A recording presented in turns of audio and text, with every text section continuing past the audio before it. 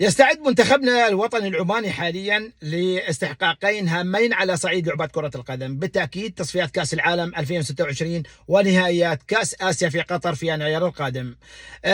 طبعا قبل الدخول في معمعة تلك البطولتين لابد أن تكون وتتوفر هناك مباريات ودية، الأولى أمام منتخب فلسطين والثانية أمام منتخب أمريكا.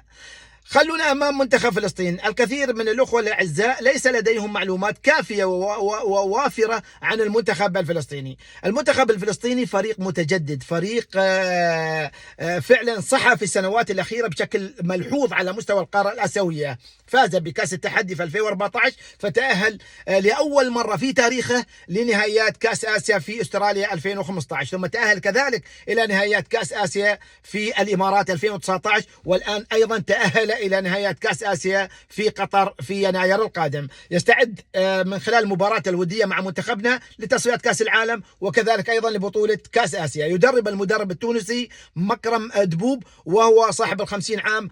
المنتخب الفلسطيني آخر مرة حضر إلى مسقط تحديدا قبل جائحة كورونا في مارس من عام 2018، ولعب مع منتخبنا الوطني في تصفيات كأس آسيا مباراة في مجمع بوشر، وفاز منتخبنا بهدف مقابل لا شيء. لكن منتخب فلسطين كان قد تغلب على منتخبنا في رام الله في مباراة الذهاب وبهدفين مقابل هدف واحد.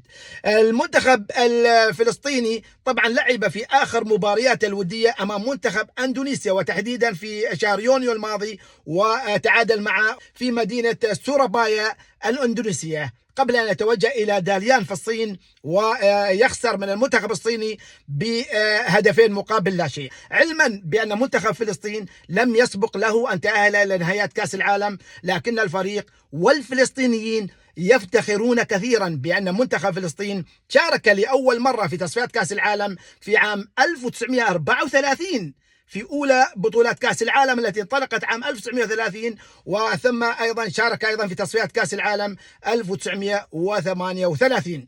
نتمنى التوفيق للفريقين الشقيقين.